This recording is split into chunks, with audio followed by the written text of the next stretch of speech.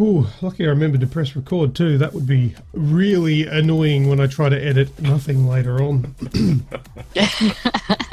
Okay, this week it is my turn to give you a who the said that, and here it is. The hardest battles are fought in the mind. Do you know who the said that? The hardest battles are fought in the mind. Yes. This is one of those quotes that is commonly misquoted. Although it's not very common. You wouldn't hear people quoting this left, right and centre. From a fairly recent game. But the hardest battles are fought in the mind. So there you go. We'll find out at the end of the show who the said that. So keep thinking about it and we'll clarify it later. Let's start this week's show.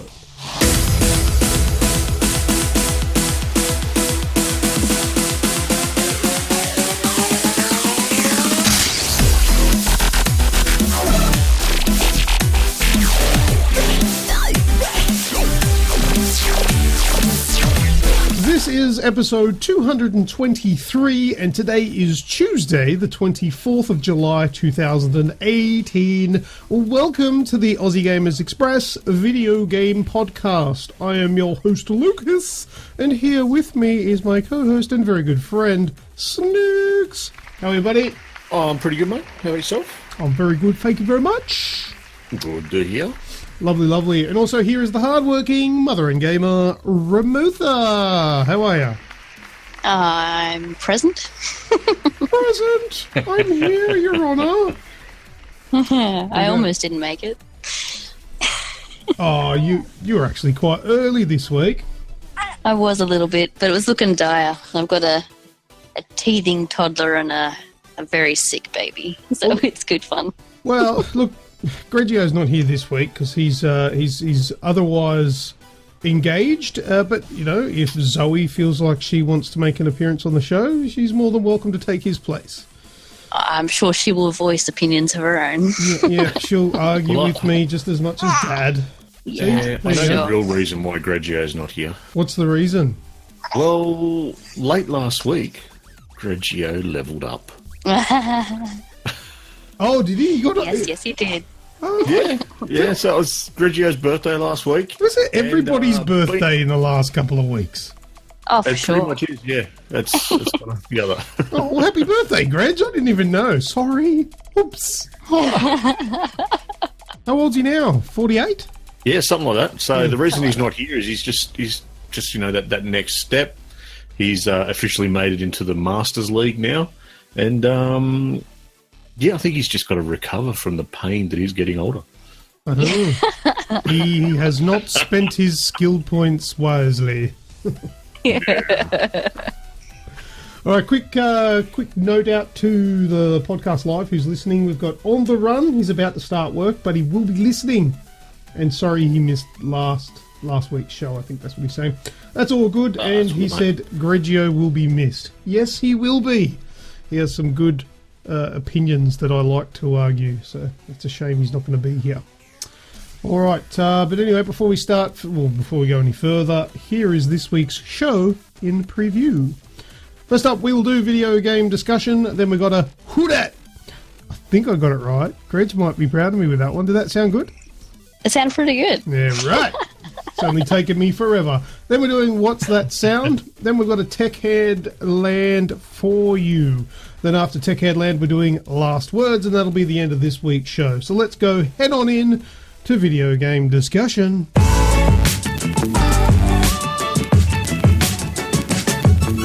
What the hell is going on with fanboys? Oh, man. Well, I'm going to try and talk and open up something I want to talk about that's on our Facebook page. Now, it has to do with this week's, like, the poll of the week. Did you guys get across that? Did you have a look at some of those on there? I can't actually remember. Which one was it again? This one is, what is more important to you when playing a game? Are you more enticed by a sharp 4K, or does the smooth frames of 60 hit the spot? Because so that was the question that was posed in this week's poll of the week. 27% are in favour of 4K, so they prefer the visuals and the resolutions, and 73% prefer 60 frames per second being the best of the best. So a nice smooth gameplay. We had 357 votes. Quite a few people voiced their opinions. But there are some opinions in here. I'm not going to name names because I don't want to sort of, I don't want to be mean, but I'm really starting to get kind of mad at how blindsided people are by their fanboyism. Now, there was a comment in here. What I'll do, I'll paraphrase it so I don't want to single anybody out. But there was a person on there that said that with the PlayStation 4, frame rates vary. Whether it's a 30 or a 60 frame game, it'll drop frames here and there. But on the Xbox One X, it's always steady. If it's a 30 frame game, it's always 30 frames. If it's a 60 frame game, it's always 60 frames. Now, can you see what's wrong with that? Yeah. That's flat out bullshit, right? Yeah. This is madness. And people are saying this. Let's not say it's flat out bullshit. It's misconception. No, it's bullshit, mate. You can't tell me that the Xbox One X or the PlayStation Pro, whatever you're looking at, is flawless with frame rate? No. What Xbox One X and PlayStation 4 Pro have you got? Because mine's broken. Well, if you're saying it's not flat out bullshit, you tell me, where am I wrong? No. I'm saying it's some people's misconception. And the misconception is that a lot of the stuff, especially on the Xbox side of the fence that is being pushed, is that they only tell you about the 60 frame games. They don't tell you about the ones that are 30. So they're only going, oh, this one's running at 60, this one's running at 60, this one's running at 60. Oh, you can have Forza in 4K and 60.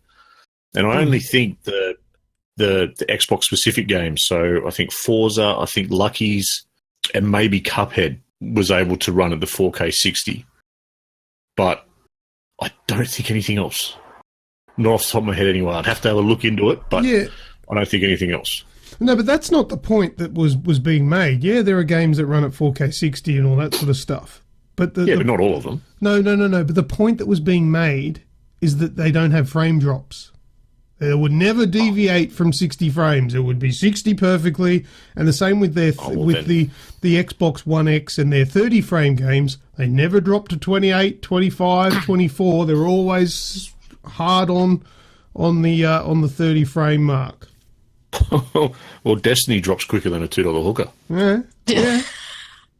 Yeah. As soon as you get a couple of people dropping their supers, the frame rates go crashing down. Yeah, and that happens on both. Happens on both. On both. Oh, yeah. Both the Pro and the X. It's a thing, and it happens a lot.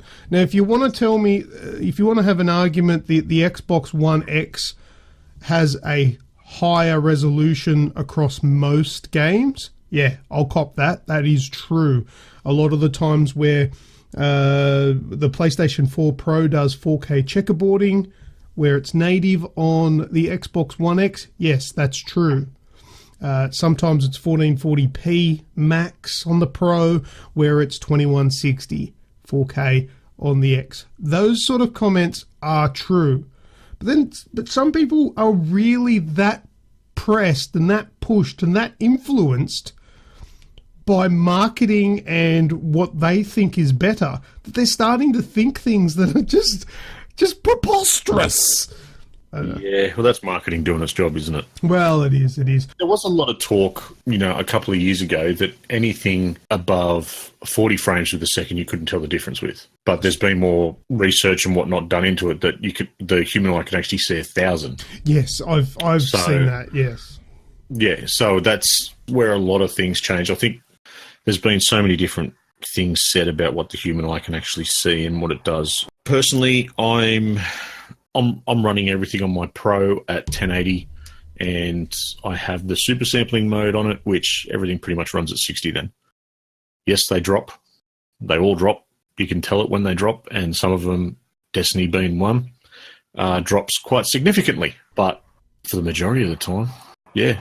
Even like playing, I played Forza on the One X, and I'm a big race car fan, and everything has to when you're racing something and you're racing at speed, everything has to keep a constant. But there were quite a few tracks. If there was a few people turned into a corner at one stage, then the frames would drop, and you'd get a dirty great line across the screen as you turned in. Yeah, it was so. It's it happens. Yeah, look, I prefer the people that just put in the gif of the little Mexican go, why can't we have both? Yeah, that's right. I'll tell you why we can't have both, because consoles, that's why. But look, and strangely enough, the poll of the week had nothing to do with PlayStation versus Xbox. It was resolution versus pretty much game performance, frames per second. And can I throw it very much turned into that. Spanner? What? Can I throw one little spanner in though? Go. I've played quite a few games at 4K, and most notably recently, I played Detroit in 4K on my 4K TV. Mm-hmm. I don't like it. What do you mean you don't like it? I do not like it. I would much prefer it to run in 1080, and I actually did turn it back down. What don't you like about it? I don't know. There was something about it that I just did not like. It didn't look right. It's. I'm going to go out on a limb here. I'm going to go out on a limb here. I think your TV might be shit, because your TV makes your missus sick when it's in whatever mode. What was it like the? No, that's the high. That's every TV does that with her. Right, okay. Likely story. Yeah. And now you don't like the best setting it's got. Oh, I love watching movies in 4K, and I've done that. I've got a few HD movies, plus I've got the 4K Netflix bundle where you can download, or you can watch them at whatever, the couple of shows that they stream in 4K. I've got all that, and it looks fantastic, and I love doing that. But to actually sit and play a game in it, it's like, meh. I'm not striving. I actually prefer to bring everything back into the office, which is what I've done, and play it on my 1080p monitors. Oh, you know why that is? Why? Because you're playing it on how big's your monitor? 24 inch? 24, 26 inches versus how big's your 4K TV? 65. Yeah, there's the difference. Therein lies the difference. Your picture's going to be sharper at 1080p on a smaller monitor than it will be on a big 65-inch TV in 4K. It's going to look better on a smaller monitor because of the pixel density. Fair enough. Makes sense. Yeah. It's the same situation I have with mine. I've got I think mine's a 65-inch as well. And playing things in 4K and sitting the distance away that I do from my screen, it doesn't really look much better than 1080p because I've stretched the shit out of it to a 65-inch screen and I'm sitting far away. So it all depends on your setup. As opposed to sitting 2 feet. Yeah. Well, yeah. Look, if you sit closer, you can appreciate 4K because you'll see a lot more detail, and that detail is lost if you sit further away because your eyes don't zoom in on the detail. But if you have it in 1080p, that detail won't be there regardless of where you're sitting. You know what I mean? So it's all depends on your setup. It's got to be ideal to get the most out of it. And obviously, higher resolutions are better for bigger screens because they're not a big stretched image. There's actually more detail there to show. But there's more about 4K later in Tech Headland. But yeah, so anyway, that most people prefer performance was the end result of the poll of the week, and I got a little bit lost in the conversation in the chat. But you know what? Mind you, I loved it. It was great seeing what people are coming up with and saying it. Like you said, why not have both? And the other dilemmas like where was it? 4K 60 or ultra wide 1440p at 100 frames per second. That's the real dilemma there from James Cotton. Good on you. So.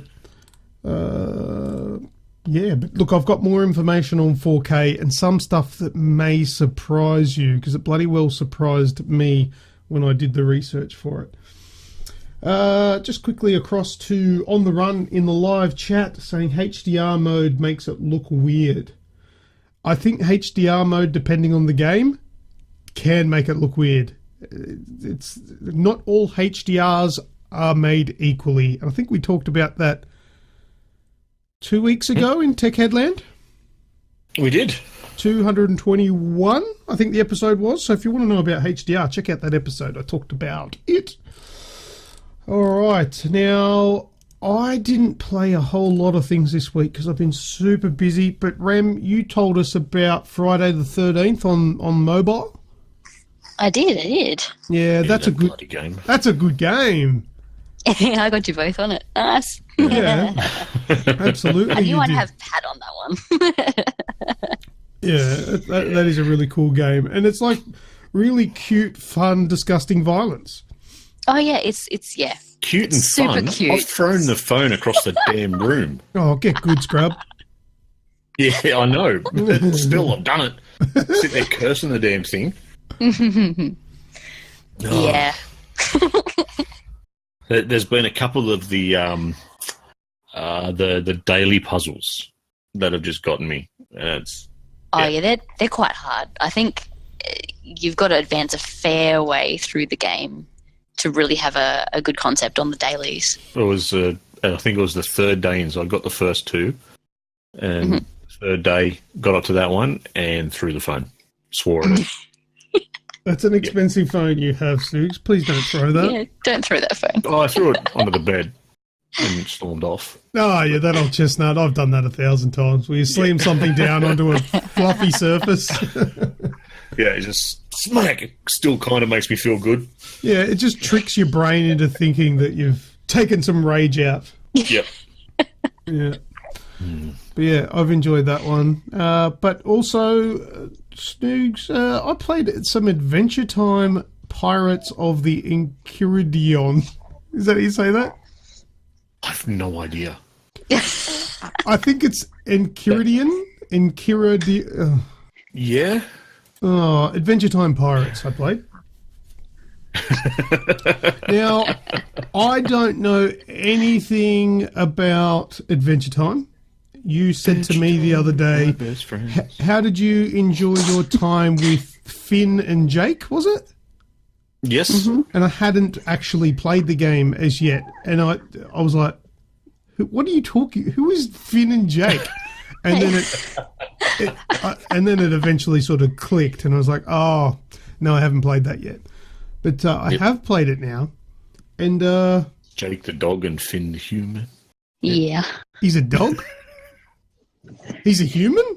Yeah, in the rabbit. He's in a suit. I just thought they were both things. But what got me was that the dog, which one's which, man? Is that Finn? Jake. That's Jake. It's Jake. Of course I'd get it wrong. 50-50. Wasn't going to happen. Okay, so the dog, I was happy that it was John DiMaggio, which is the voice of Bender. That was really cool. So that sort of dragged me in. So I'm playing this game, and it's kind of like a semi-open world adventure style RPG, which has like, what do you call it, turn-based combat sort of thing, kind of like Pokemon. Mm-hmm. And I'm breaking all these things so I get money and upgrading things, and I got to see this Ice King. Is that what he was called? Ice King? Yeah. Yeah. I think so.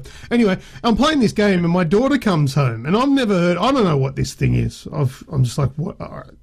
I've seen it before, but I don't know any of the character names. I don't know what it is. And my daughter comes in and goes, "Oh, Adventure Time!" I'm like, "Oh, you know what this is, do you?" And she goes, "Yeah. Has it got the Candy Princess or Lolly Princess or something?" The Candy Princess. Candy Princess. And she goes, "Oh, and what about the Ice King?" And I'm like, "Yeah, the Ice King gave me a sword at the start of the game." She's like, "Oh, that's so good. I love Adventure Time." Oh, well, okay. You can help me out with what the hell is going on. Princess Bubblegum, is it? Oh, that's it. Princess Bubblegum. Yeah. That's what it is. Yeah. Yes, that's what she told me. And, but I'm hip. for me, I had no idea what this game was.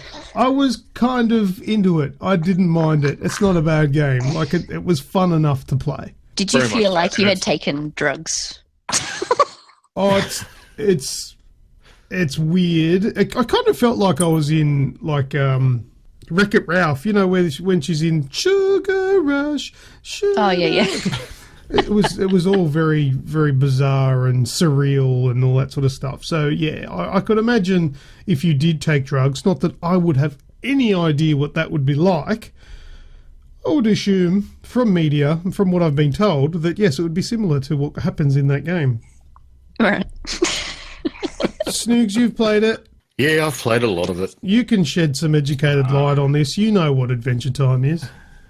Yeah, Adventure Time. So it's based on the Cartoon Network series, I suppose you just call it that. And what happens is the land of Ooo has flooded. So the Ice King has, of course, there's been issues there with his crown. And instead of him being able to freeze things, he's defrosting things and the whole land is flooded. So that's where it kind of starts out. And from there, you go off on your little adventure. Some of the coolest things I've found, it throws back to the show quite a bit. There's a few little bits and pieces from the show that fans will pick up on straight away. And what did you think of your time driving around in the boat? That was actually quite satisfying. That's actually a pretty decent mechanic. And the singing? Yeah, that was funny. That was cool. I like there was a bit where they're singing. And like, are we going to sing the whole way? No, because that would get really annoying. There's a couple of fourth wall kind of bends. I wouldn't say it quite breaks it, but yeah, there's a few fourth wall bends. Yeah, the sing is pretty cool. If that's what the show's like, I think I'd enjoy the show. It's not bad. Yeah, it's a bit funny. So while you're traversing around the land, you've got lots of different things to fight. You get pirates. There's a kraken so far that I've found. And also, as you go through, you've got to interrogate people. Oh, yeah. Now, yeah, I did a few of those.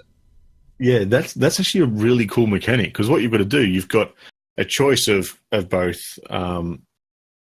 Finn and Jake doing the interrogation, and you've got to pick whether you want them to be the good guy or the bad guy when they interrogate.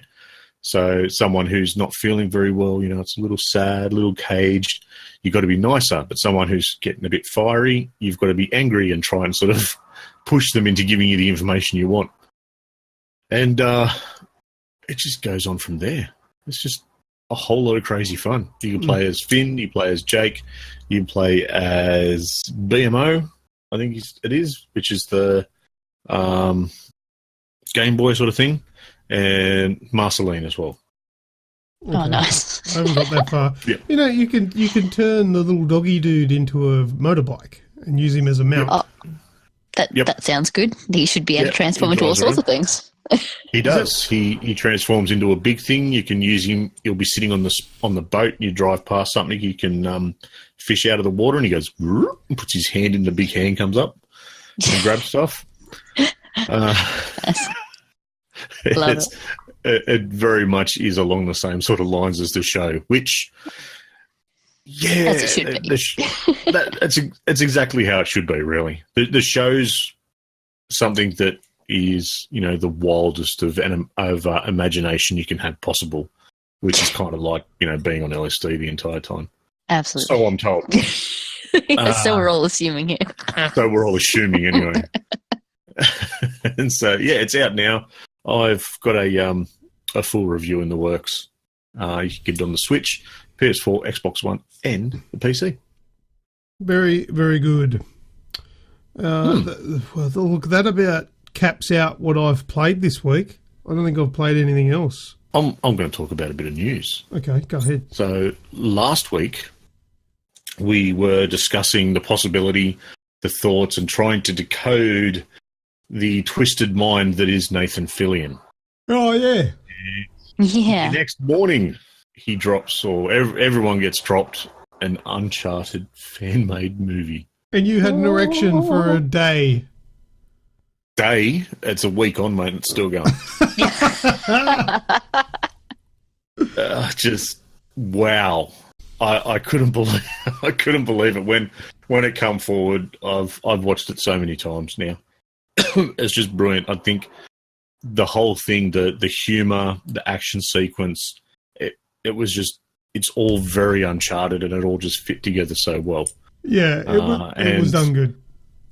Yeah. So, what did you guys think of it? I can't agree with you more. I remember I was sitting there going, "This is fantastic." He's captured all the humour, and it's Nathan Fillion as well. Like, it's so captured both characters. He did it really well. But I think the part I got the most geeked out over was the camera angle transition from it being like a live action scene to it being gameplay. Yeah, that was cool. Where the camera pans behind him and you sort of lock in and the screen widens up and you're like, oh, it's just like in the game. It's so good. All of a sudden, you're watching from a very precise angle, which is exactly what you would be doing in the game. So yeah, I had a little geek out moment over there.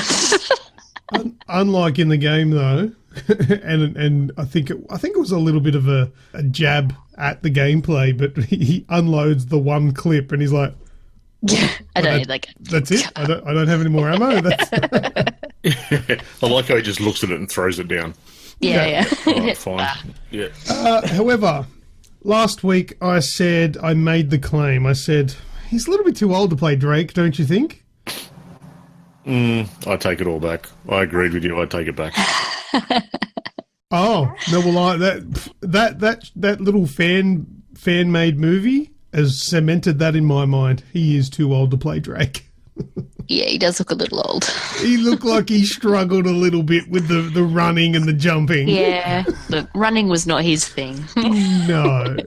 Now, but that flying fist, oh god. It was an amazing fan flick that went for about 15 minutes, but I'm pretty sure that's all it will ever be for him. He looks the part, he's got the voice, he's got the humour, but he just doesn't have the fitness. No, he needs to be about 15 years younger. He does. He needs to be a lot younger to be able to pull off that stuff. So, as much as I really enjoyed it, it's never going to be anything more than that. And as much as a lot of people don't want to hear that, that's how I feel. And I think that's probably accurate. Snoogs, well, apparently just thinking about leaving. Not at all. Everyone's allowed their own wrong opinion. Yes. There has been a few reports of it. Fillion's actually been contacted by Sony, though. Sony or Sony's lawyers? Could be a bit of both. So, the fact is, they haven't monetized it. They've put it up as this fan thing and given all the credit to the guys that have created it. So that's probably the best thing about it. But yeah, there has been some little reports that I've read here, there, and everywhere. Again, there's no substantial information behind them, but yeah, there is some murmurs that both Alan Unger, which is who directed it, and Nathan have been contacted by Sony in a positive light, not in a negative. And who knows? The whole thing of the leaked test footage for Deadpool was enough to get Deadpool greenlit. So who knows? Who knows where this could go? Look, I know this isn't the focus of what you're trying to say, but I just want to make that point. Let's just say if Sony reacted poorly to this fan movie with legal action, I would have to say that'd be the most ridiculous, selfish, just fucking stupid things that they could possibly do. That would be stupid. Yeah, I don't think they ever would. Because all that was 100% fan satisfaction and an homage to something that is absolutely brilliant. It's a paying respects. Yeah, exactly. And it's kind of taken the same process that Deadpool has. So Ryan Reynolds was a massive Deadpool fan. Yeah. And everyone, with all the problems that he had with Green Lantern and whatnot, it took him a few years to actually get to the point where they're like, well, I really, he's come forward. I really want to make this movie. Let's, dig in our own pockets and get this test footage done. We can show it off and then see what sort of response we get. Fillion's been talking about playing Nathan Drake for probably about 10 years. He's a bit of a nerd. We all know he's been in, a few different games, whether, two of the biggest ones have been Halo and Destiny. And it's just a natural progression along those lines. So the fact that he's wanted to do it and, this is the result, I'm happy. And I'm happy with that 15 minutes. I'll keep watching it. Yeah, it's brilliant. Sure. I'm very glad it is. But look, I feel like a little bit of a negative Nancy. But I'm not even going to say it. But there's obvious differences between the Deadpool and the Last of Us thing. There's very, very, very different there, and that's kind of why Deadpool went on to go so well. And I don't think it'll be the same for Uncharted, but maybe it might spur on some sort of Uncharted project. Who knows? But yeah, that was really cool. Anything from you, Ron?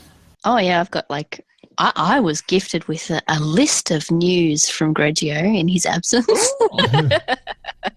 So I'll quickly run through that as well as a few of my own. So he wanted to point out that Destiny 2's Prestige Spire of the Stars raid has dropped. And the winners beat it in 31 minutes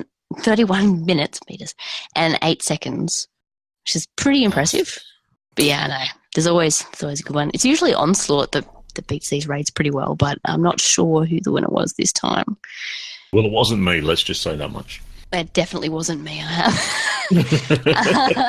It was me. Oh, it was you. Luke. Right. Far Cry 5, a new DLC, Alien Abduction. Fight your way out on Mars, similar to Fallout 3's Mothership Zeta DLC. I really wanted to play that before this week's podcast because I have the season pass, but I didn't have time. Next week. Oh, no. Next week. Yeah, next week. You have to report back on that one. I will. Overwatch gets a pet and a new character, Wrecking Ball, which is a hamster in his ball. So, fun. In case you ever wanted to hamster in Overwatch, you can now do that. You guys know the game Hello Neighbour, the one where you're supposed to stalk through your neighbour's house and not get caught. That's now dropped as an Apple Store game. In case anyone wants to do that sort of creepy shit on their phone, they can now do that. On their phone or just with their phone?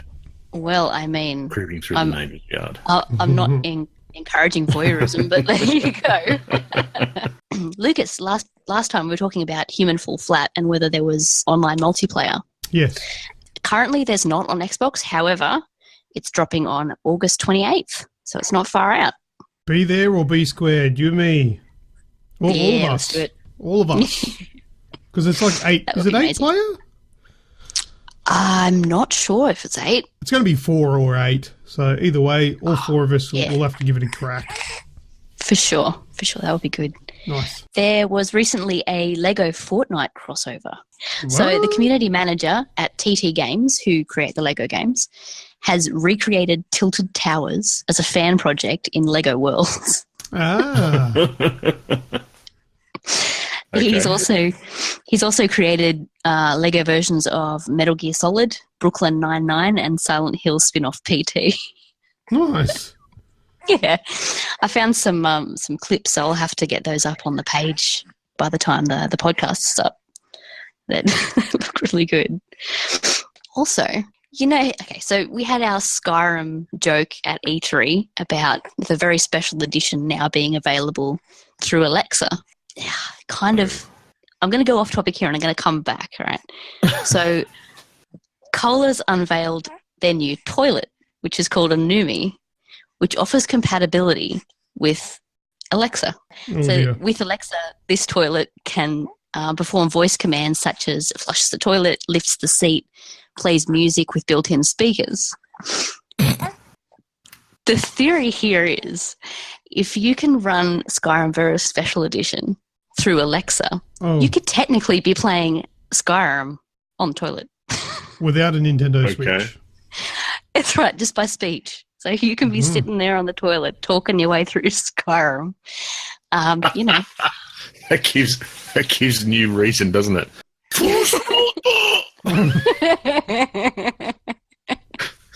Exactly.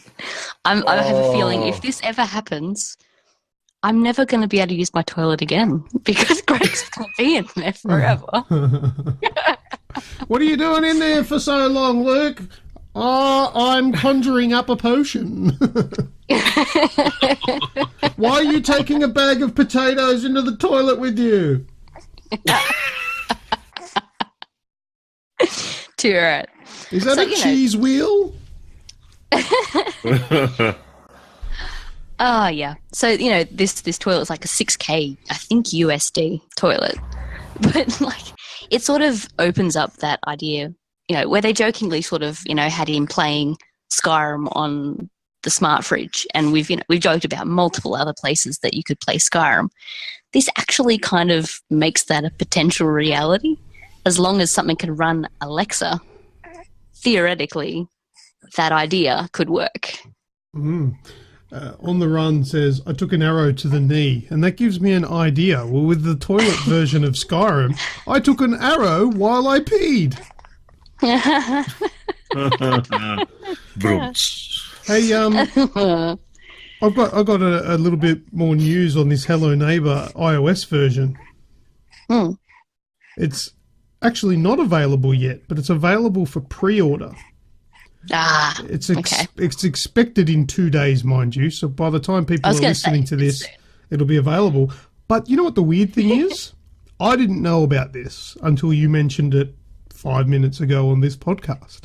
However, if I go into the iOS store on my phone, it's telling me I've already pre-ordered it.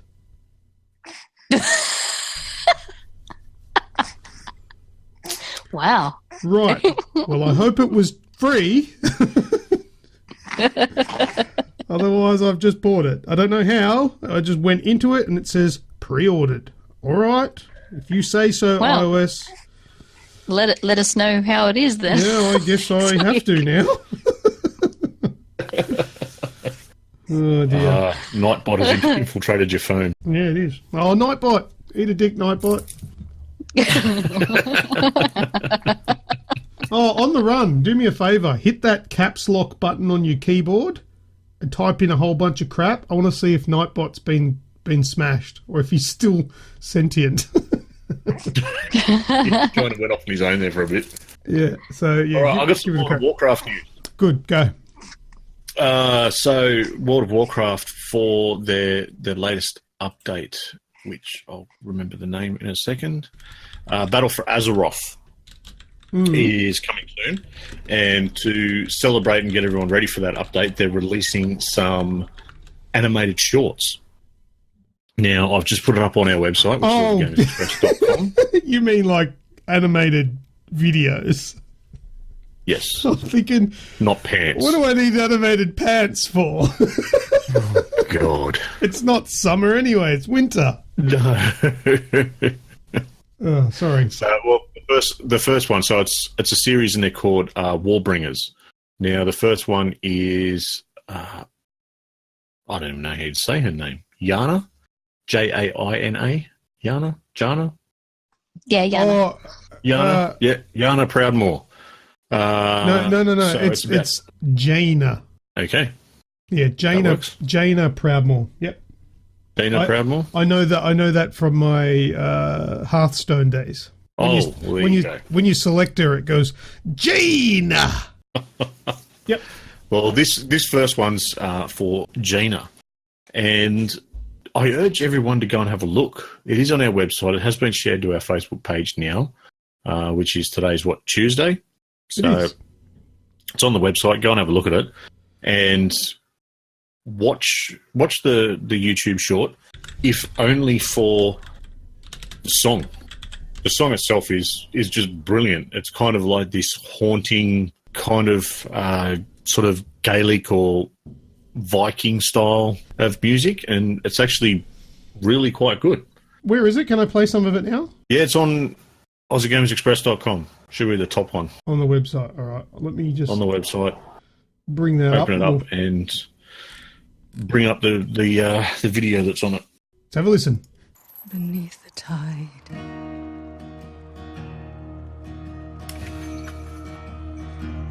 Those blood-soaked shores of Calendor. Does it ramp up? Where sailors fought A little bit. and died.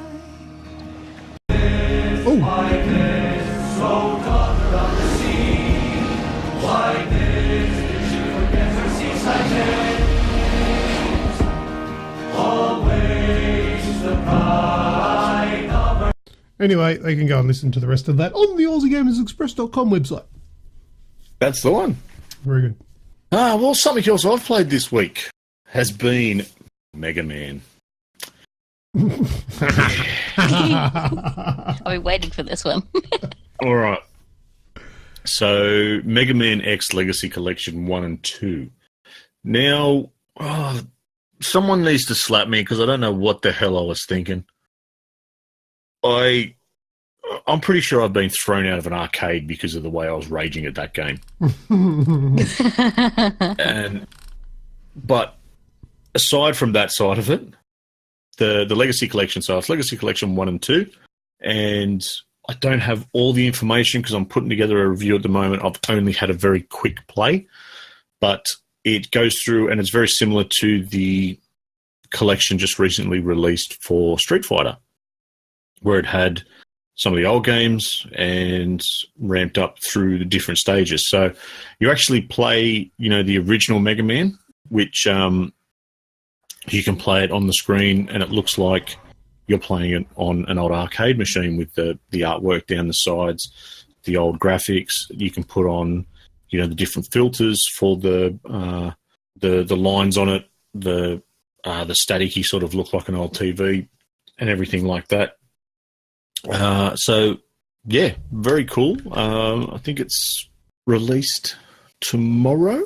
Mm-hmm. So by the time this comes out, it'll be available. That being said, it's still very hard. It's very, very good, though. The controls are very nice and tight, and I've had to put it on the rookie mode. Put it on the what? Rookie mode. Rookie mode. Oh, right. Yeah. Look, there's one thing. There's one thing about those Mega Man games is that they are super brutal, very hard. Mm-hmm. Like when it's on rookie mode, it's quite easy. Yeah. Sort of. That's the thing. They're a little bit strange too, because you can sort of choose which level you want to start on. Like you can play any boss at any time. Oh, can you? Yeah. There's no order. Like it basically gives you like the first one, like the earlier ones anyway. Not the first one. The earlier ones will give you like 9 different bosses to choose from. Like there's Cutman, Rockman, and all that sort of stuff. And you can pick any of them, and you can go and fight them. Well, I know the original one. It's 3 lives and you're out. Yeah. Because I got to 3 lives, and I'd gotten a fair way through. This is before I put it on the rookie mode, so I'd battled and cursed my way through, and then I fell off the world and lost the first life. Then I got hit one too many times and lost the second, and then fell off the world again and lost the third, raged and turned it off.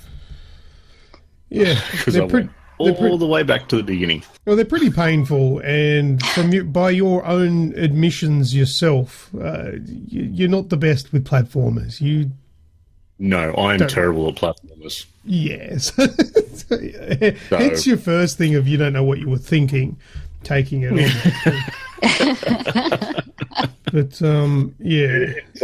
I'm doing the review, though, and like I said, I know my own limitations when it comes to platformers and when it comes to Mega Man in general. That little bastard's haunted me a long time. But I know my own limitations, so the review will still be objective to a point. Other than my own problems, I can't find anything wrong with it. No. It's a lot of fun. It's done really well. It's got a lot of nostalgia and a lot of info in regards. It's got like a museum section as well. Oh yeah. You can jump in there and just sort of run back through the history of Mega Man. Well, I've got to say, like, if you're a fan of these Mega Man games and you can't wait for Mega Man 11, I think is the new one that's coming out later this year, I strongly recommend trying out a game called 20XX. I think that's how you say it. It's 20XX. It's available on PC. It's now available on Xbox One and PlayStation 4. That is a brilliant roguelike, Mega Man-esque kind of game. It's probably the best Mega Man game I've ever played that's not Mega Man. It's brilliant. I recommend it. 20XX. All right, Ram, have you got any new iOS games this week? Not to put you on the spot if you don't, sorry, but stuff you. I love it when you're recommending them, so I'm hoping you do. Yes, I do. Not quite as many this time, and some of them aren't new as such, but new for me playing them recently. Yeah, that's fine. So, Icy Ropes is the newest one that I've been playing. It's basically a platform jumper. You've got two little Eskimos that are tied together by a rope, and you've got to jump them in tandem across obstacles and try not to fall down, because the instant you do, it pulls the other one down too. It's actually quite challenging. Like, first level, I raged a fair bit, actually. Yeah, that's kind of like, did you guys play Brothers, Sons, what was it called? Oh, ignore me, keep talking. The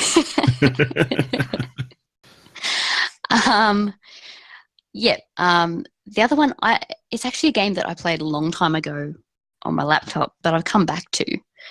If you guys like puzzles, The Room is a really good series. I played through the first one again over the weekend, and I have every intention of going on and playing the others. I've played 1 and 2 before, and basically the first one starts you out with a puzzle box, and you've got to work your way from the outside in, and it just keeps giving you all these new locks and puzzles that you've got to solve. It's really, really good. Really well done. So that one's well worth it. And I got the first one for nothing, and the second one's about $3, and third one's about $6 or something. So it's not expensive. Yeah, second one's $2.99, and the third one is $6.99. There you go. What a guess. Other than that, I've been checking out more games for my little guy. So he's been obsessed with all the Lego games lately. So if you have a little one, it's worth looking into some of the Lego games on. I know they're definitely on Apple. Lego City is a good one. He loves it. He drives around in the cars and tries to beat the levels, collect as many little gems as he can. He gets super excited about getting red bricks and then being able to build things with them. That one's an absolute must. And if you have a really little one, then Lego Juniors is also a really good one, where it's basically just digital Lego kits that you can just build cars and animals and all sorts of different things. So, yeah, they're probably the newest ones I've had. Radicus has suggested Baseball Boy. I'm gonna check that out. We'll no doubt talk about it next week. And he's also said that he's still addicted to Soccer Stars. And I'm still better than Lucas, the soccer game, of course. I'm done with Soccer Stars. That game pisses me off now. I don't know. Do I still have it installed?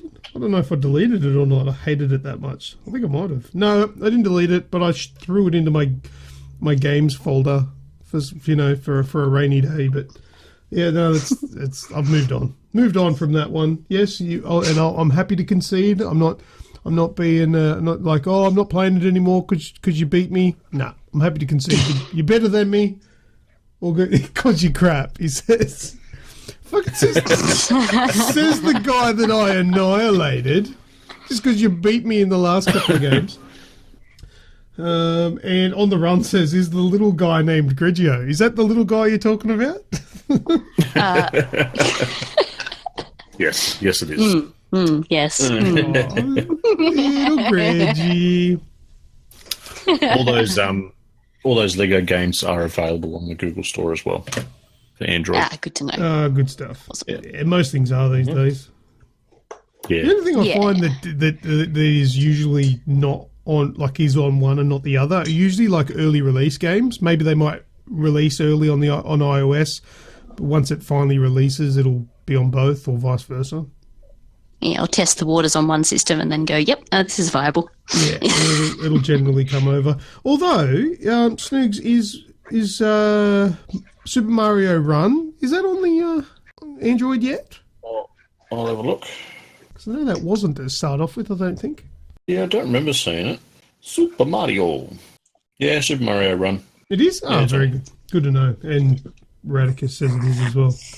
Nice. Yeah. All right. Well, anything else for this week? Yeah, Overwatch is having a free weekend this weekend. So when this releases, if you're listening to it on Sunday, you've still got a couple of days to get in and have a crack. It's running from the 27th to the 31st. And once again, if you have a look at our website, AussieGamersExpress.com, there's some info on there and shows you sort of the time frames breaking into Over the World of when it goes live. One other thing that I wouldn't mind letting everyone know about, because then it means I've got to finish it, is I've written a story. Ooh. Uh-oh. Ooh. No? What? Oh, no, I said uh-oh. Uh-oh. Uh-oh. Why uh-oh? Yeah, because this is a sore point for me. Sore point? Why is it a sore point? Well, because you've written it so frigging well. And I've only read the first, like the intro. Chapter. The first chapter. I'm scared you're not going to finish it. No, I've got... And if you don't, I won't like you. No, look, well, I did have the first two chapters and the last chapter written. I've gone back over the second chapter and I didn't like it, so I've gotten rid of it. It'll be coming. It's the rewrite of the second chapter is about halfway through. So I've got a full timeline of how the story is going to unfold. So I know, obviously you've seen the start. I know the middle, the premise of where the story is going to go and how it's going to end. So it's all there. It's just got to be written down. And I'm thinking if I put it out there, I'm going to force myself to do it because I have been writing it now for a few months and I keep chopping and changing and doing it. So I think I want to get in and get it done and finish it because it does, the dates in it that it's specific for, it does have, something that I want it to be out before those dates are done and dusted for now. So yeah, it'll be finished. So it's based on the premise I was asked a long time ago why I didn't play Call of Duty anymore and what it would take for me to get back into it. Because I used to be a big COD player, played, lots and lots of multiplayer. I'd be one of those people that would be pre-ordering the stupidly expensive pack, and then I just sort of fell off. I fell out of love with it, I suppose you could say. So when I was asked what would take me to get back into it, I didn't know, and I started thinking about it more and more, and then I decided to write a Call of Duty style story that I would like to play. And that's where this has come from. So by the time this goes live, it will have been released over on our website. Everyone be gentle. I'm not a professional writer by any means, but I do have fun doing it. So Call of Duty Redfern from Radicus. Thank you, mate. It is actually called Call of Duty The Return. Close enough. So close. Close enough, I think. Yeah.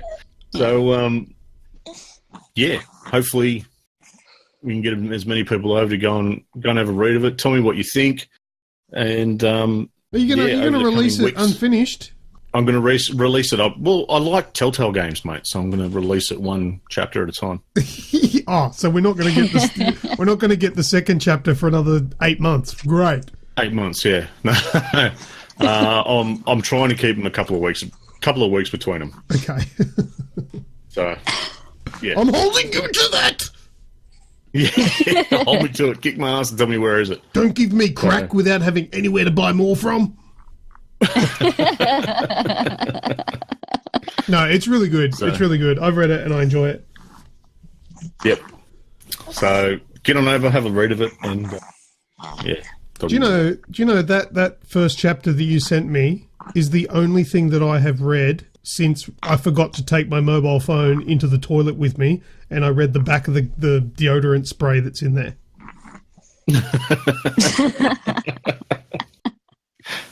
So I was very happy with it. It was a little bit more interesting than not for human consumption. Prove them wrong, though.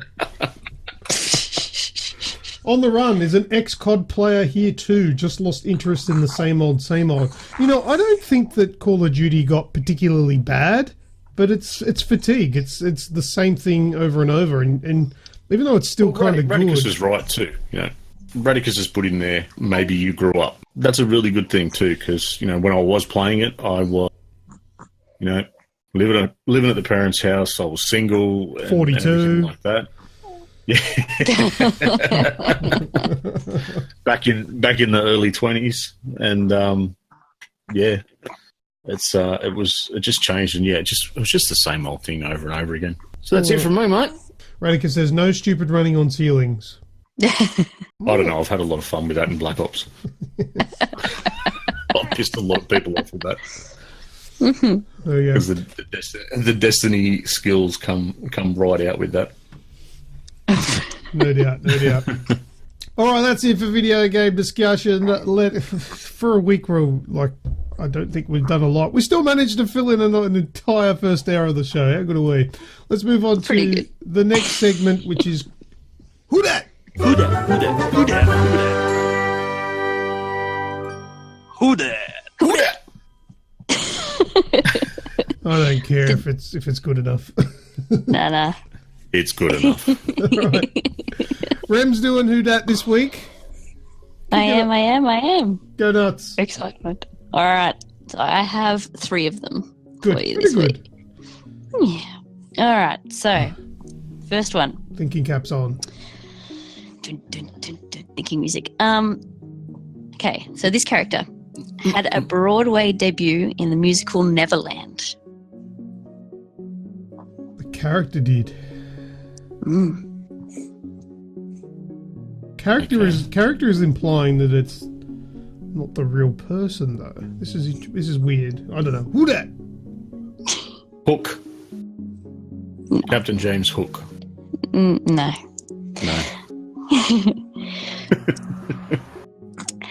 Made an unconscious decision to become a human air conditioning filter. Okay. What? Made an unconscious decision to become a human air conditioning filter. Jake. Yeah. Who Dat? No. Jake. Plausible. But no. Radicus says, I got last week's Resident Evil first clue. I was shouting at my car stereo. You're in Diugs. And On the Run says, you fucking lost me. Yeah, well, I'm lost too, buddy. Who Dat? Did not go to college. Rather, he brought a PhD from MailerMed. Snoogs. No? Who Dat? Man lost. No. Who Dat? Wife Edna and son Weird Ed. Ed and Eddie? I don't know. It's in there somewhere. Is that a good hint? Eddie? Big Ed. Is his name Eddie? Kind of. No. Keep going. Can you say that one again? I think there's more to that. His wife is Edna and his son is Weird Ed. Weird Ed. Weird Owl? No. Who Dat? Captured Dave Miller's girlfriend for his experiments. Dave Miller. I think I've completely thrown you guys this week. Look. I don't know. Is that the last? Is there any more clues? One more. He later starred beside Tentacles. That's a big hint. I've never played the game. I've never played Day of the Tentacle. I don't know any of the characters. What was that? Dr. Fred, was it Edison? Yay! Well done. Yeah, I've never played that bloody game. Well, that was his profile more from Maniac Mansion, not so much Day of the Tentacle. Another game I've not played. Yeah. Oh, well. Anyway, you got that one. Well done, Snooglepoof. Snooglepoof. Snooglepoof. Sounds like a Pokemon. It is now. It's the Snooglepoof. If anyone's listening, they need to start drawing a Snooglepoof. What a Snooglepoof looks like. I want to see it. It'd just be a character of me, but flamboyant. Oh dear. Lovely. All right. Let's number try and 2. get one on the board for Lucas. Number 2. Who dat? Yeah. I think you've got a good chance with this one, Lucas. All right. Joel.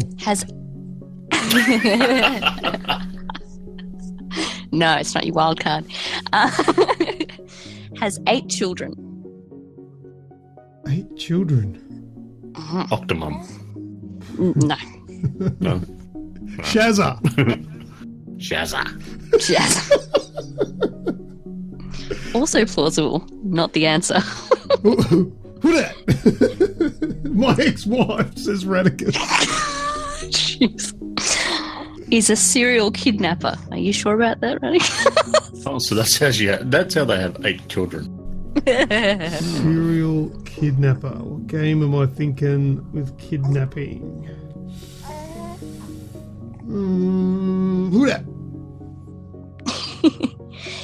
The central villain of one of the world's most popular video game franchises.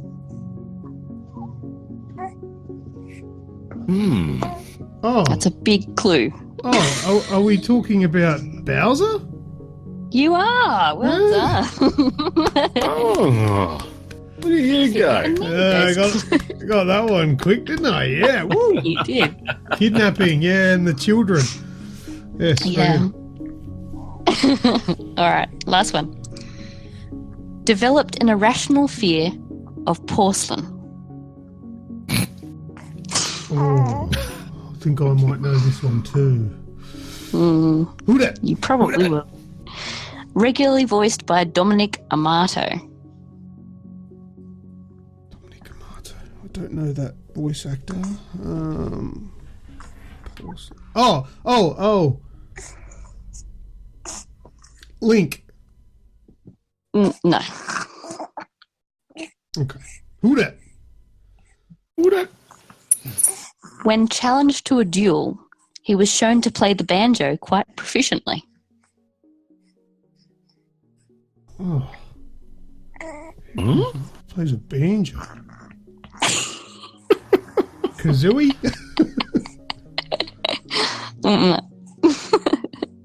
I don't want to see him play that banjo.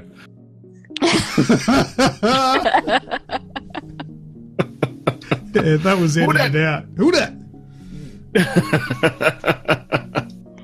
Middle name is not that. It's Ulysses. My name is Aloysius Smith. Thanks, so it's really helpful. I'm now covered in slime. So you know. Oh, that's lovely. Yeah. Oh dear. Do you need a moment? No, I'm good.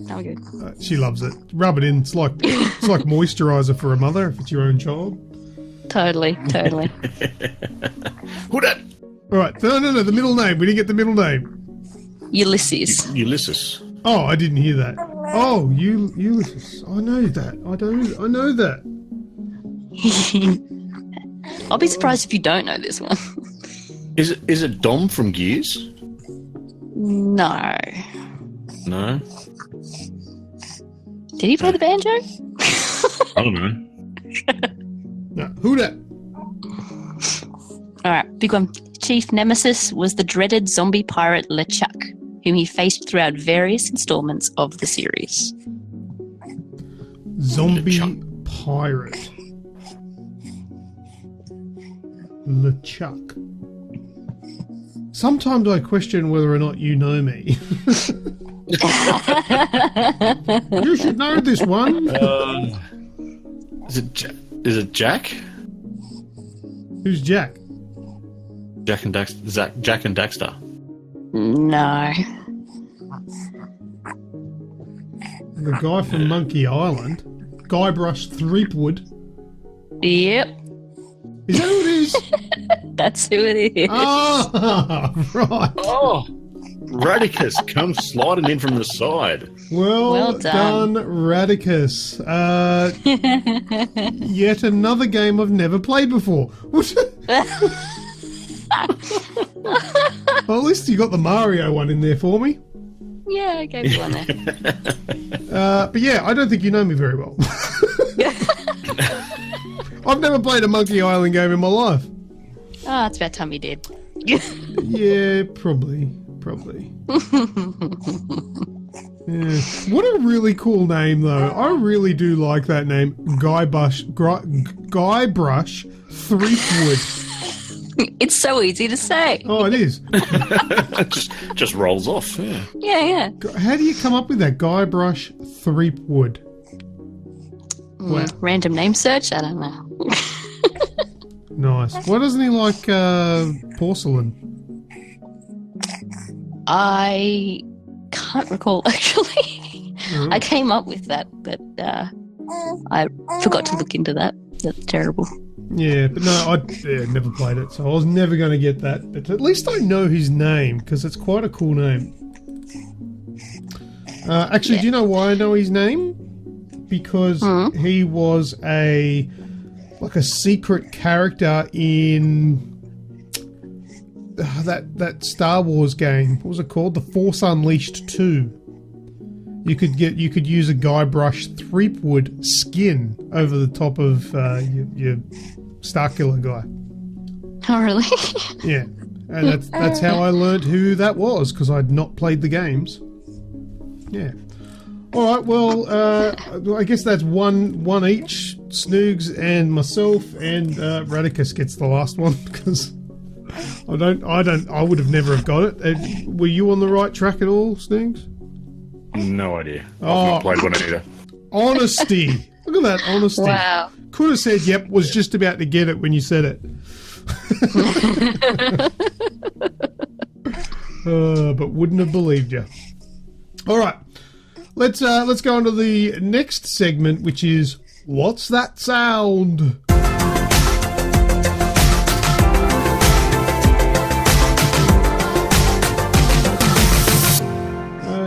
Okay, so I better bring up some sound effects here and we'll talk about last week's What's That Sound. Let me just play it.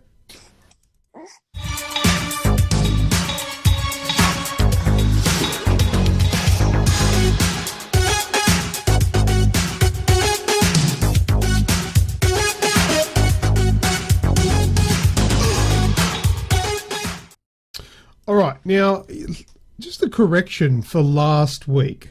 Remember when I quickly said I'm going to have to beep it out twice? Yep. On listening back to the show when I was doing the editing, that wasn't correct. I only had to bleep it out once because you didn't say the title of the game. I thought you did, but you didn't. Whereas Grejio did. The title, the answer of last week's What's That Sound was Trials of the Blood Dragon. Close enough, man. If it was a competition and you were up for something, I would have given it to you. It was pretty bloody close. But that's what that one was. All right, so are you ready for this week's What's That Sound? I don't care if you are. Just have a listen.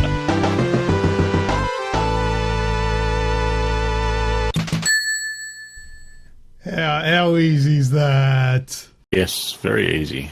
No, Radicus, that's incorrect. Don't look, because he's on the right track. Don't look. Yeah, I know. Yep. Did you get it? Yeah, I was actually playing it earlier tonight. Oh, really? Well, can you be specific and tell me what part of that game is that from? I'll play it again first. Yeah.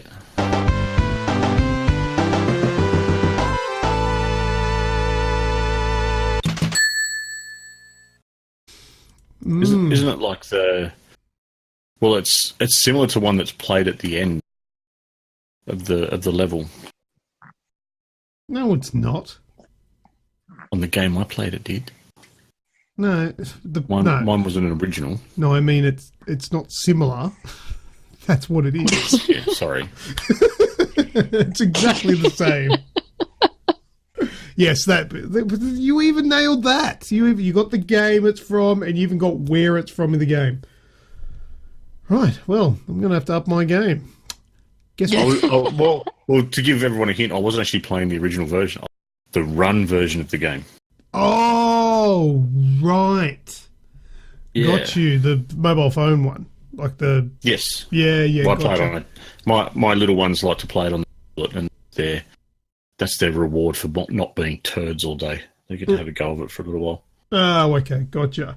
Yep. On the run says no fucking idea here.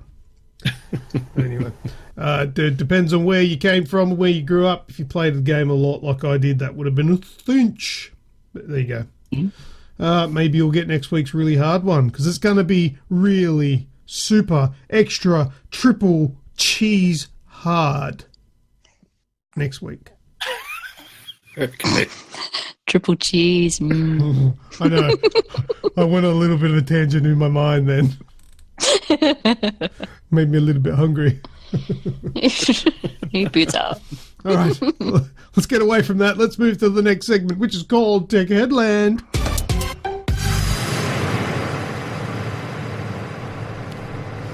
Okay, so this week's topic I'm a little bit excited for, because I found out some things that I really didn't know. And the topic is 4K gaming. So we're going to talk about what is 4K, what the hell is checkerboard, what is super sampling, what's the difference between UHD and 4K, all that sort of bizzo. How much do you two think you know about 4K? Sweet F.A. No, that's not true. You know what? You know 4K. You know, I know what 4K is, but I don't really... Yeah, it's what, 2160p. That's, ultra high definition. That's about the limit, because, All right, I promise you... Content. Oh, sorry. Say, what's that? Oh, I don't have access to content for... Meh. Okay, you're cutting out a lot, but I think I understand what you're saying. I promise you that, well, at least you, Snoogs, and maybe you, Rem, as well, that I'm going to tell you some things tonight about 4K gaming, or 4K in general, that you didn't know, or at least were confused about, and kind of got it wrong, because I'm exactly the same. Radicus says, I sell 4K TVs, and UHD and 4K are slightly different, but to be honest, not much difference. Snoogs' mic is not 4K. Yeah, he's cutting out a little bit, but that's all right. It's going all right. All right, so what is 4K? 4K is 4 times the resolution of 1080p. So if you get a 1080p screen, put one on top of it, and another 2 beside it, that's 4K. So it's 4 times 1080p. Now, the actual resolution is 3840 by 2160, where Full HD is 1920 by 1080. 4K is going to give you a finer detail, and it's going to be visible with a sharper image. Also, 4K signals obviously require a 4K TV to display. Now, what is checkerboard? Surely you've heard of checkerboard 4K before, yeah? Yes. Now, they tote it a lot when it comes to the PlayStation 4 Pro, where it's like, yeah, this is 4K using checkerboarding technique. Now, it's kind of like a cheap way of producing a 4K image. And when I say cheap, I mean cheap on resources. As in, if you don't have the brute force graphical power, you use checkerboarding. Checkerboarding will render 50% of any frame, and it will then use what's called a reconstruction filter to then create the appearance of the rest of the frames. of the rest of the frame, sorry. So do you remember the old like interlacing and stuff like that, where it would do every second line and then sort of make it work? Well, it's kind of like that, but a different sort of design. The end result will sort of theoretically give you the appearance of a fully rendered 4K image. The technique will often use information from a previous frame to fill in the blanks of the next checkerboarding frame. And the goal of this technique is to lighten the load on the system when rendering 4K. But it can also assist with aliasing, because, like you get those jaggy edges. It can smooth things out a little bit as well. So that's what checkerboarding is. It's not native 4K. So each frame is only 50% a fresh frame, and the rest of it is a computer algorithm doing the work. Now, you Snoogs, you mentioned earlier that you turned on super sampling on your PlayStation 4 Pro. Yes. And I don't want to. I'm not. This is not me making fun of you. That's not what this segment's about. But I want to see if you've got it right. What you actually think is happening. Can you tell me what you think that does? No, I can't actually. All I know is that it looks better than it did before. Okay. And again, playing on my 1080p, it's there was some information that it was the super sampling mode was designed to give a cleaner, crisper image in 1080p, and it does that. That's all I really know. That's all I really care. Yeah, well, I can explain that. Just quickly, Radicus has said, isn't the Xbox One X native 4K? Well, you can't say that the Xbox is native 4K because it can do native 4K. It depends on the game you're talking about. So a lot of the Xbox One X games are native 4K when used with a 4K telly and in the 4K modes. But I wouldn't be comfortable saying everything is native, because I don't know if that's the case. But anyway, super sampling. Think of this. Super sampling works by rendering the video at a high resolution as if it was connected to a 4K TV, and then downscales the output to the native resolution of the connected screen. So the result you get is a sharper, smoother, larger picture and larger in-game draw distances. It also helps with aliasing to make the jaggy edges look a little bit smoothed out. So what you're doing when you're doing that, the reason why it looks better is because your console is rendering the game in 4K. Okay? But it is shrinking it down into a 1080p native resolution of your 1080p display. So it's going to be finer detail. Now, you're not getting more pixels because that's impossible. You can't create pixels in a 1080p screen. So my Pro is running 4K 60. Is that what you're saying? No. That's not what I'm saying. I just had to throw it in there, sorry. But yeah, so basically what you're getting are 4K textures and a 4K image shrunken down to 1080p. So it just shrinks it and squashes it down. So it's not going to be as good as 4K, but it can give a little bit more to the image that you're getting. Yeah, I was going to say it's an illusion of awesome. Yeah. Well, I must admit, one of the places that's most noticeable is bright areas and usual flat, like usual areas that you'd see the screen would usually look flat. It gives it a bit of depth to it as well. It's that's probably just from cleaning up the edges. But that's absolutely what it can do for you. Now, because the console is rendering the game at 4K, it's going to put a bigger load on the graphics card, right? So depending on, obviously with the PlayStation 4 Pro, they would obviously determine what games can do the super sampling and what games can't, because obviously some games can't run at native 4K. So obviously they won't be as high, as impressive a super sample, because a game that on the 4K, when you've got a 4K TV plugged in, if it only runs at 1440, the super sampling won't be as great because it won't run at 4K anyway. It needs to be something that the console can handle. It's because it is running it at 4K, even though you're playing it in 1080. So generally, when that happens, if you've got the option of playing it at a native 1080, you might get better performance. But if you're doing super sampled, the performance might lack a little. That where you might get frame stutters, frame drops, and things like that. So if you're somebody that prefers performance, it might not necessarily be the better choice. The two games that I've noticed it predominantly in have been Destiny 2 and Black Ops. Okay. So Black Ops 3. Do they both drop frames? Yes, but they always did before I put the sampling on. And the only time really Destiny dropped frames previously and now was where I mentioned before, when you've got, you know, a heap of people, usually in a public event, and a couple of people throw their supers on, where you've got, you know, shit flying everywhere. Yeah, but those games. Just,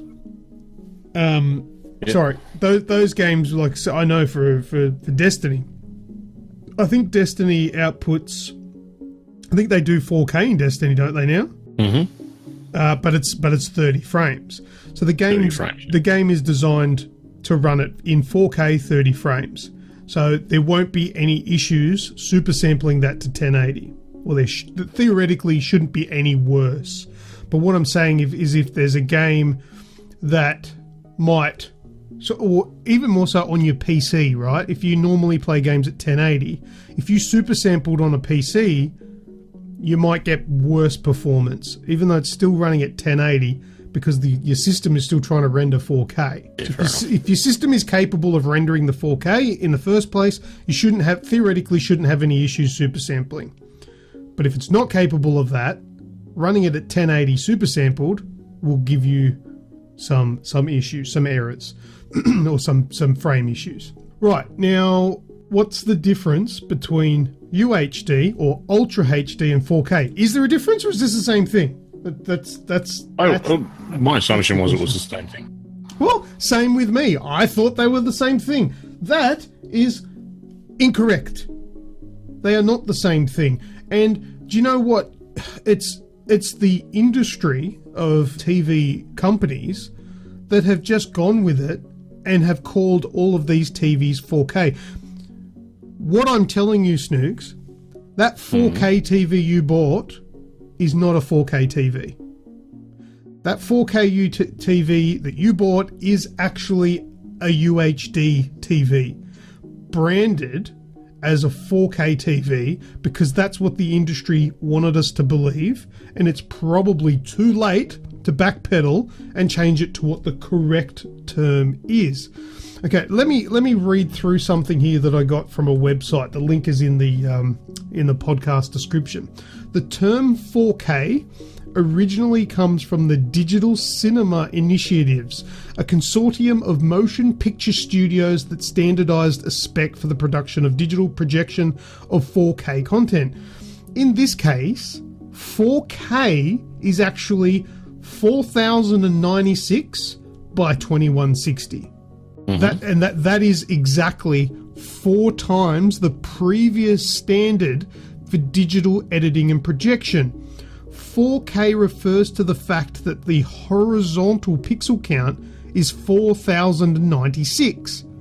4K, it's close enough to 4000, right? Yeah. Okay. So the 4K standard is not just a resolution either. It also defines how 4K content is encoded. So a 4K stream is compressed using JPEG 2000, and it can have a bitrate of 250 megabits per second, but it employs 12-bit 4 to 4 to 4 depth color. 4K, so that's where 4K comes from. But do you remember I said before 4K is 3840 by 2160? No, it's not. 4K is 4096 by 2160. So what is 3840 by 2160?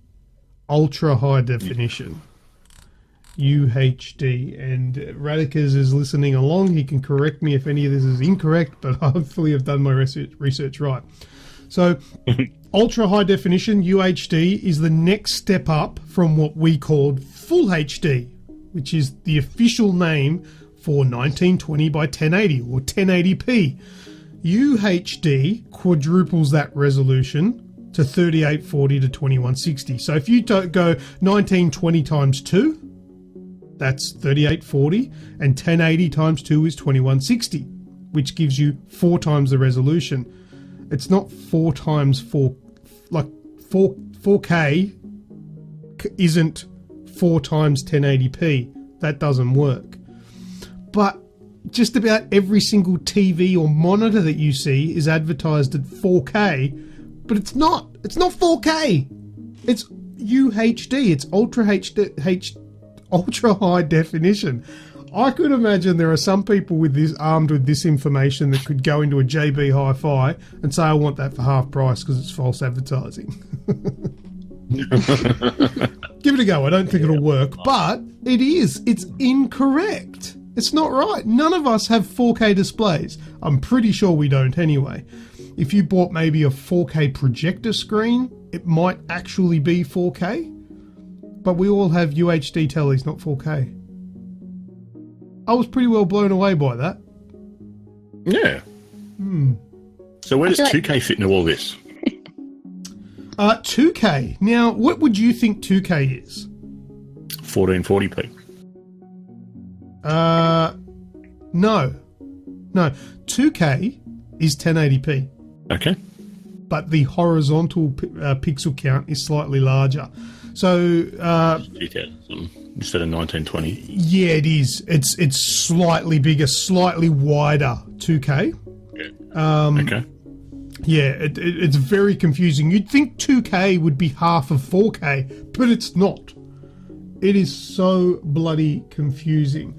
Let's just have a look at some of the comments in the chat, see if we get some clarifications. Radicus, well, looks like he's just trying to flog us a TV. You can get an LG 55 OLED for under OLED. Wait, OLED for under $2,500. That's cheap. And he says, no, all good, Lucas. I think he's saying that what I'm saying is pretty much right. You notice manufacturers are starting to use UHD instead. Yeah, they probably might want to do that before too many people get wind of this, because it could be a potential for false advertising claims. On the Run says native 4K is a non-TV friendly screen ratio, where UHD is a normal screen ratio, so it wasn't commonly adopted. That's spot on what he's saying there. And Radicus says, I record my video at 2K, still looks good. What video? What are you talking about? Oh, maybe I don't want to know what video he's recording. Dearie me. But yeah, look, that it is a bizarre thing, but it's kind of like, I'm sure there's, I've been trying to think of an example of somewhere else where we call something by the name of something that it's not, but it's just what we've done forever. Can you think of like examples of that? I don't know. Not off the top of my head, no. There was one. There's one. It's on the tip of my tongue. I just can't quite grasp it. Where it was just a misconception from the go and Ford performance. We call it that. Oh, that's funny. There are some examples. I can't think of them, but there are other things that like marketing has led us to believe one thing when it's not. There are something. If you can think of any examples that are similar to this issue, put them in the comments somewhere. Tell us so I don't lose sleep over it. But yeah, look, that's all I've got on 4K. Did you guys have any questions that you were unsure about and maybe I might be able to answer? Well, where does the 1440p come in? Or is that kind of like just a step like 720 was from?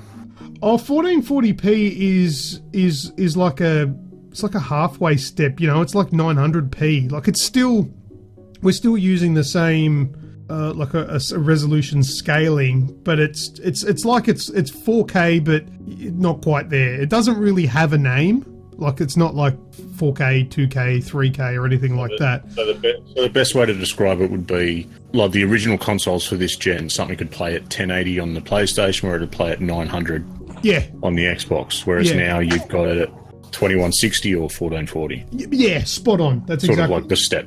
That's exactly what it is. Yeah, 100%. But yeah, it's not a common resolution. It's really used, I guess, when you can't reach 2160. So you're dropping down to 1440. And because it's not a common thing, it doesn't really have a name that I'm aware of anyway. If anybody knows differently, let me know. But yeah, it's a whole world of confusion. But hopefully this has cleared up some of the things that were misconceived, unknown, all that sort of stuff. Ram, did you have any questions? No, the glass is just shattering over here for me a little bit. Yeah, so we've all gotten ripped off. So from now on, do you reckon we can try and break the trend and refer to it as UHD? 4K is so much easier to say, though. Yeah, it's a hard habit to break, that one. It is. It just rolls off the tongue a lot easier. Yeah, 4K is great, man. Yeah, UHD is great, man. It's just 3 letters, man. All right. I don't know. The industry needs to fix that. They stuffed up. What do we got here? I reckon we can get back to it because we always said, full HD. Yeah, that's we right. didn't say 2K. But you know what? Why can't we just go to what we know? We've got 1080p. Why can't we just call it 2160p? Because it's harder. Because we're 1080. But we've always talked about we had 540p, 540i, we had 720, we had 1080. Why not just use 2160p as a name for 3840 by 2160? It's 2160p. Yeah, you'll probably get there eventually. Yeah, because that's how it is. And then as we go up higher and higher, we just keep using the progressive. Do you know? Actually, that's a good point. Do you know what the P stands for? Progressive. It's well, it stands for progressive scan. It's a progressive scan instead of an interlaced scan. Yeah, do you know the difference between the two? Progressive, it goes one after the other. Interlaced is every second one. Yeah, that's exactly right. Yeah, that's it. So interlace does every second line, and your P is your native. It's the whole screen that's done. Yeah. As opposed to checkerboarding. I was brown goods tech for LG Electronics for a couple of years, mate. Yeah, you know that stuff. It's all easy. Yeah. Radicus says at the end of the day... Oh, sorry, you got more? I was going to say that was before this whole 4K business. Yeah, fair enough. Yeah. Radicus, he says, at the end of the day, it's not really being adopted properly. Yep, that's right. The amount of 4K stuff on Netflix or Foxtel is small. Free-to-air won't be doing it for years. No, I can't imagine free-to-air would have the bandwidth. They struggle with, HD, 720. I don't even think they do 1080. So no, a couple of them do 1080, mainly for the big sporting events. But I think they're actually 1080i. I don't think they're P. Probably. Yeah. Well, Radicus has just agreed it's 1080i. Because that's because of the bandwidth. So they're lowering the bandwidth by using the interlaced version. I reckon the biggest issue in Australia all around is the bandwidth. Not so much that there's not a lot of stuff out there, because there's a lot of 4K stuff on YouTube, but when you bring it, when you go to play it, it only runs at 1080. Yeah. Just solely because the bandwidth. You might have a bit more luck with it, Lucas, because you've got the 100 megabit plan, but. Yeah, my 25, it runs it at 1080 and then the TV upscales it. Yeah, well, I had it. I don't have it anymore because of the lack of content, but I had the 4K Netflix for a while and, it ran fine. But still, even that, Netflix need to change what they're advertising. It's none of it's 4K. It's UHD. It's 2160p. Anyway, let's see if this comes up. This will be really cool if in the next 6 to 12 months, if this becomes a news thing where there's an outrage and they're changing this and that. This would be cool. You heard it first here on Aussie Games Express. And Kaz just came in. Hey, Kaz. Welcome, Kaz. So we did. Kazakal. Late to the party, but nevertheless, welcome. All right, well, that's it for Tech Headland. Let's move into last words.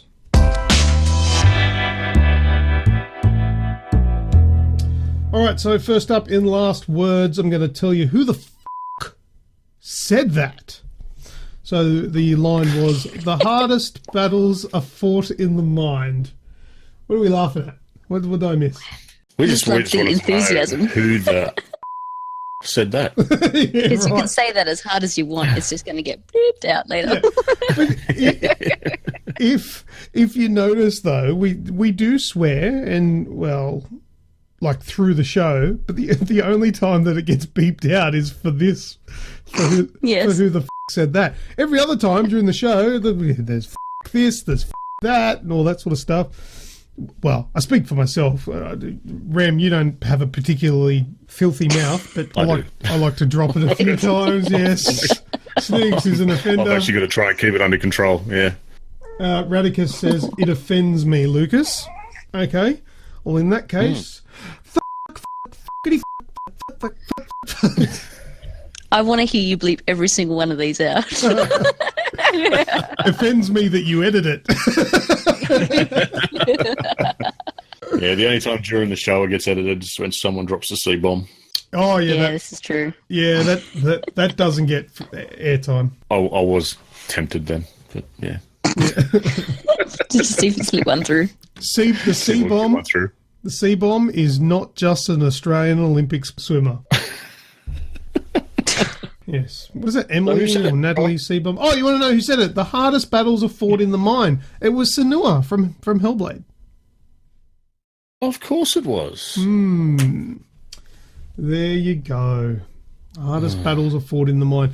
Now, the reason why it's like a common... I said it was a commonly misquoted line because it's all over the internet incorrect. So what is it? The hardest...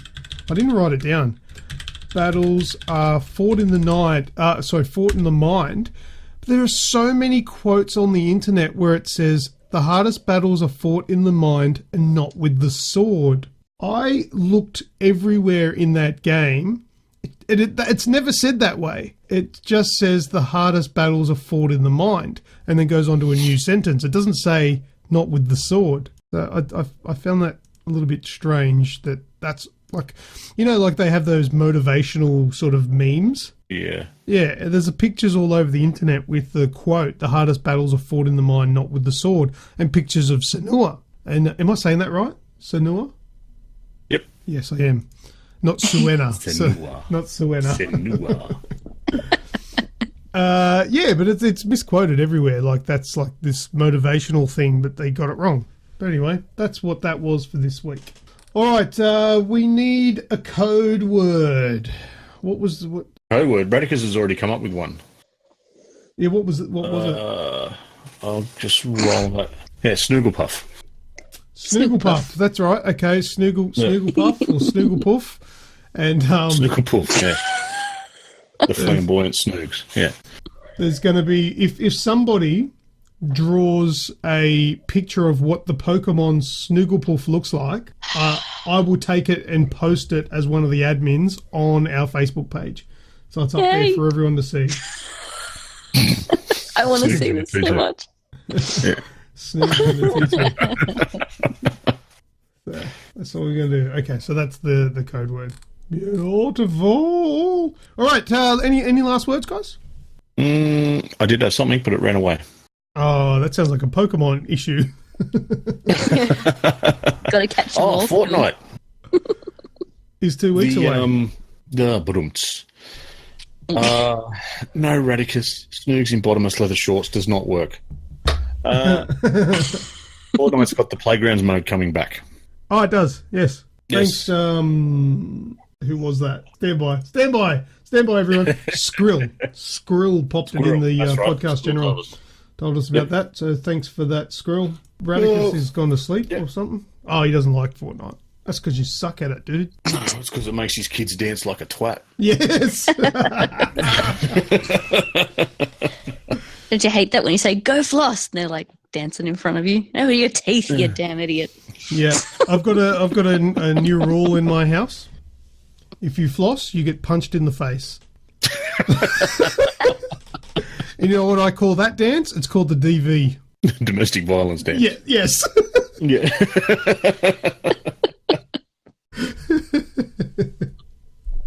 Oh, dear. All right. I don't really have any last words. I've had a really busy week. Hey, guess what, everyone? I bought a new car. Woo! And Nice. Don't tell anybody what car it was. I want everyone to guess what car did I buy. So that's going to be a little a Kia. You know what? I did think about the Kia, but then I didn't get it. But yeah, think about it. Post it somewhere, and all will be revealed next week. A Morris Minor, really? A Swift, really? This is what these people think of me. There's a Mid-Evo in there. Oh, an Evo, a mid-Evo, yeah, that's a good choice. Yeah, that would have been a good choice. But no, I don't have 70 grand to blow on a car. A Prius, saving the world one Prius at a time. Yeah. Well, last thing from me, I'm going to jump back into No Man's Sky this evening. Oh. Because today being the 24th, hopefully the update has been pushed through already for the No Man's Sky Next, which is the update that brings multiplayer. Remember the whole remastered herd? I don't think they thought about this new name either. No Man's Sky. Next. Yeah. It's even in caps and all. They really got to run this stuff by the Aussies, man. I'll tell you what, though. I watched an interview with Sean Murray. Yep. That man's been broken down, hey? Oh, yeah, he smashed. I saw he tweeted or retweeted a post that said the hype is building once again for No Man's Sky, and his retweet was, he actually said, "Oh, no." Poor bastard. Yeah, he was very nervous before No Man's Sky was released, and wasn't he was self-confessed that he wasn't a fan of talking to the media, and now that he's out the front doing it again, he's very cagey, which is understandable. Yeah, we'll have to wait and see what happens. Hopefully the internet has calmed down a bit, but we all know the answer to that. Yeah, I don't know. Kazakal says Holden, Ford, Flintstone car. Nah, neither of those. Is it worth getting on the Xbox? No Man's Sky. Is it worth it? Is it worth getting? How much is it? How much is it these days? I haven't actually seen how much it is on the Xbox yet. It's probably $40, I'd say. I think it's about that, yeah. I can't remember exactly, but I did look the other day. Wait a week and buy a second-hand one. Yeah, look, I always thought No Man's Sky was a decent game. Always, even from day one. Yeah. I don't think it deserved the crap that it got. Yeah, the fallout from it didn't deserve in the way that it was done. There was lots that was promised that was never put in it. But I was reading one thing again about Sean Murray that someone sent a bomb threat to the studio. Yeah. Because in the preview they saw butterflies, and in the final game they didn't get butterflies. Oh, for fucking butterflies! What? Yeah, and if you're sending a bomb threat to the studio over butterflies, then I think you're the bad person there. Yeah, you need a life, mate. The game itself, it is adventurous. The fact that it's procedurally generated, no two people really play the same game. There's plenty there, and to be honest, Radicus, if you've got time to sink into it, then yeah, it's worth it. I think so, but yeah, I think we covered it back before the release of No Man's Sky that Sean Murray actually got death threats because the game was delayed. Yeah, right. It went stupid. It really did. And all the people that were a part of that need to have a look at themselves and, wake the hell up. Yeah, silly, real silly. It's a decent game. It's if you want, I'll stream some of the update over the next few nights, Radicus, so have a look, jump in and see what you think. Yeah, good idea. Yeah. All right. Just a quick note for me in last words. Our Facebook page is going off, man. Yeah. Like, we are getting some reach. We are getting some interactions. That is really cool, man. Like, you put up that post about the that funny Warcraft chair or whatever it was. That was wrong. That was wrong. That went nuts, man. Even my wife posted on that. Yeah. That was a cool picture, though. I was actually thinking I'd go one of those chairs. Jeez. And the poll of the week, that's getting some votes. What was it this week? 357 votes. That's pretty cool, man. We're getting some people really pumped about participating, and we like that. So if you listen to the podcast and you're predominantly over in Twitter, check out Facebook. Vice versa, if you're on Facebook, check out our Twitter, check out our Discord. The links to all of it are in the podcast description. So we'd love to have you across all three, but if you prefer one over the other, we'll see you over there anyway. Cool. And everyone go to the website. Yes. That's also linked in the description. Yeah, we're getting some good interaction over there. So keep it up. Thank you so much. Yeah, 129 comments on the chair. That's pretty intense. Yeah, it's not often that you get more comments than likes. Because liking is easy. You can just click one button and you move on. Leaving a comment, that's impressive. So that's 129 comments, and it was like 80-something likes, which is cool. But anyway, and yes, 357 votes on the poll. Thanks, Kaza. He's our statistician. All right. Any last words, Rem? No. Just echoing what you guys have said. It's awesome to see so much activity going on, and it really does encourage us to put up more and talk to you guys more. And yeah, it's awesome. It's so great to see everyone engaging more. So yeah, please keep it up. We love hearing from you. Awesome. Kazakol says, I just like having friends. Aww. He thinks we're his friends.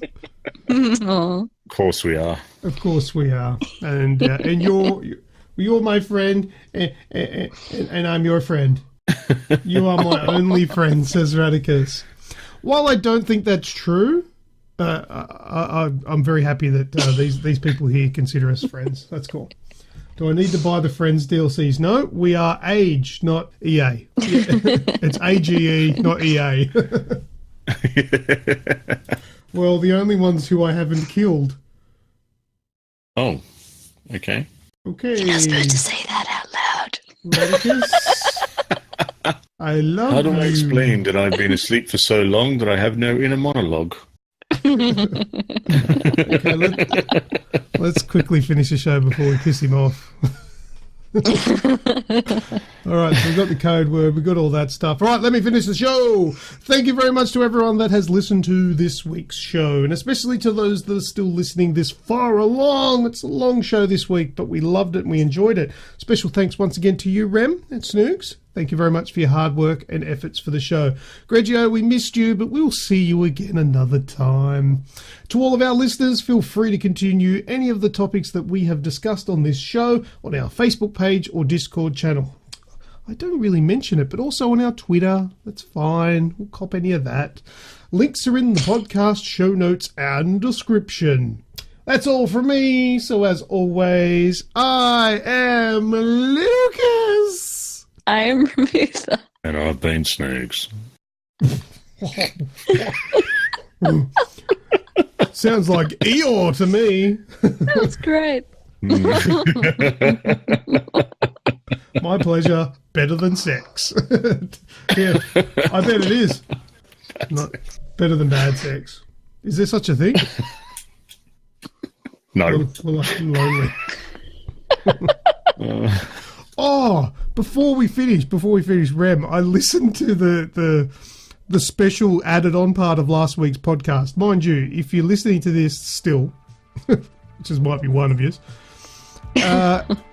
if after the end of last week's show, if you wait for about 2 minutes, there's like an extra bit of the show where it's Rem and Greg talking about, what was it? The Sharknado and all that sort of stuff. Oh, yeah. And Meg. That was a weird conversation. That was a very weird conversation. That was like super awkward for a start there. Like twiddling our thumbs going, well, Lucas is gone, Snoogs is gone. So. Oh, and you were chatting with the guys in the chat as well. Kazza and we did. We had some awesome chat with the guys. Oh dear. All right. Well, I think the outro music could probably have ran out by now. So let's finish. Run it out. See ya. Bye. Well, here we are once again at the end of this week's show. If you're still hungry for more video game content, then head over to the Aussie Gamers Express Facebook page and give us a like. We also have a heavy presence over on Twitter and YouTube, and their links are waiting for you in the podcast description. This podcast is available for your convenience through Spotify, iTunes, Stitcher, TuneIn Radio, and more. Thanks again for listening. Catch you all on the next episode of the Aussie Gamers Express Video Game Podcast.